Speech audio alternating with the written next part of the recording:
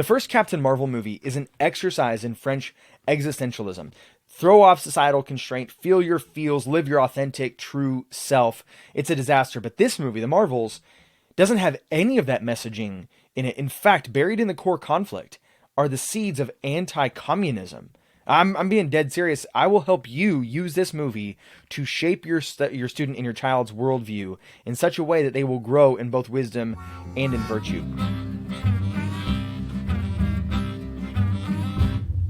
First, let's talk about content. It's a perfectly fine movie to send your kids to. There's almost no profanity, there's no reefer, there's no gay stuff, and most excitedly, there's no woke ideology. Now, keep in mind that this is a parental review, not a movie review. So I'm not going to talk about the gaping plot holes in the movie, or that there's no character arcs, or that it fundamentally contradicts other things that have happened so far in the MCU. I'm ignoring all that. There are great videos on that. Here, I'm just looking at the parental and ideological perspective of the movie. And to that end, like I said, it wasn't woke at all. So if you go into this just expecting it to be a lighthearted, consequenceless teen girl movie, you'll probably smirk your way through it. It's just fine, mindless entertainment. But again, buried in the plot, it gets dangerously close to making pretty substantial points and having Captain Marvel herself actually grow in the primary political virtue of prudence. Without getting into any spoilers, the main conflict of the movie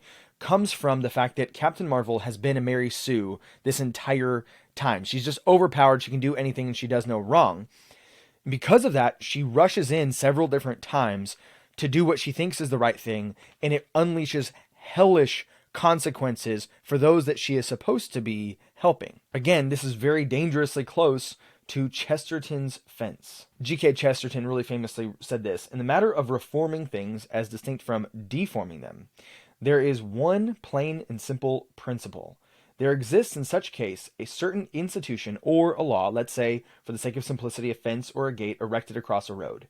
The modern type of reformer, think here of, your socialists and your commies, your SJWs, the common modern type of reformer gaily goes up to it and says, "I don't see the use of this.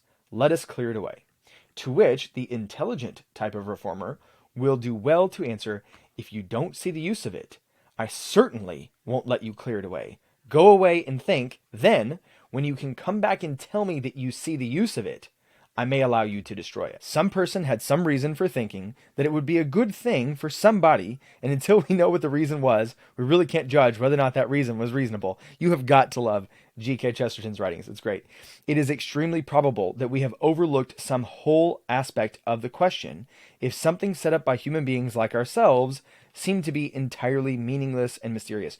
People don't set up institutions and laws for no reason. They may have bad reasons, but not for no reason. And unless you understand it, you are almost asking for the unintended consequences. There are reformers who get over this difficulty by assuming that their farmers were fools. I wish he would then have added in the one more clause here: fools or the malevolent.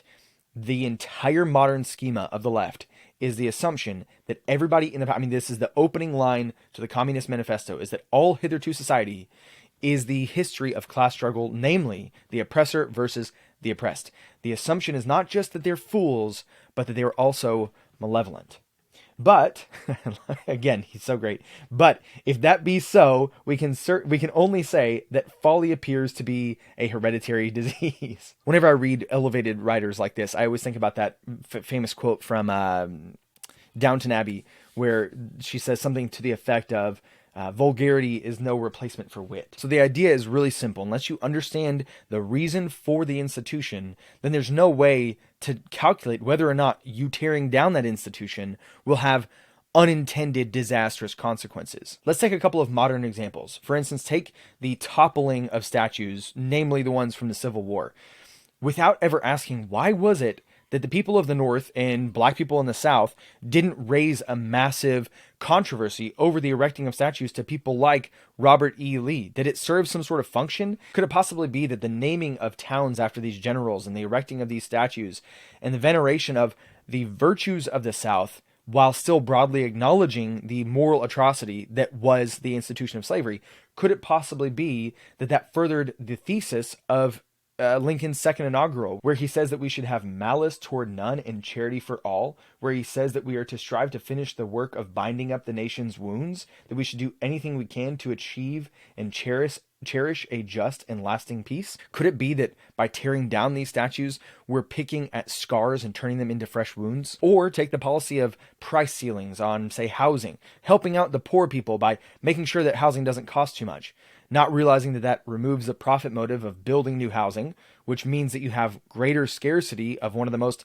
necessary ingredients for a flourishing human life, necessarily skyrocketing the either cost of existing housing or making people more reliant on government housing projects, which have been just so incredibly successful at protecting human rights and leading to human flourishing, right? Or, of course, we can just look at the communist revolutions in China and Russia and Venezuela and Cambodia and see that these have, and Cuba, let's not forget about Cuba, and realize that these led to the intentional slaughter, the intentional starvation, or the unintentional starvation of at least 100 million in literally 1 century. Given that every one of our social institutions pushes our youths to become social revolutionaries, vote or die, like you have to be so engaged.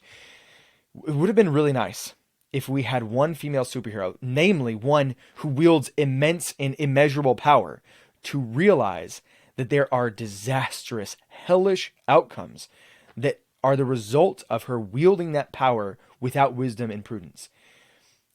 Unfortunately, we didn't get that from this movie. They got close. But you don't have to miss the opportunity that they did. So here are some things that you can do to help your kid sort of round out their worldview. Number one, have them watch the movie and ask them about the unintended consequences of her rushing in and what she could have done and what would have happened had she listened to people wiser than herself. Have them read have them read this quote by G.K. Chesterton.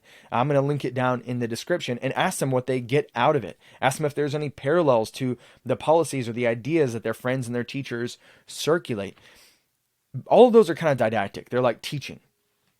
There is nothing that can replace the power of the symbol in the formation of the worldview of everyone in society, all humans, but especially young people. So get them into greater fiction. Comment down below what fiction you think every young person should read. And you do not get points for saying Narnia, and you do not get points for Lord of the Rings. Everybody already knows those. If you haven't been reading those to your kids, or you haven't been giving them to your kids to read, absolutely do that. But yeah, comment down below what you think is the best fiction for shaping a noble and wise generation of people. That does it for today. This is Unsafe Media. If you have not done so already, please go down to the description and click on that Patreon link. Without my patrons, I cannot bring this content to you on a consistent basis. It's simply not possible. And if you haven't even considered it, you're probably an Epicurean. Boom.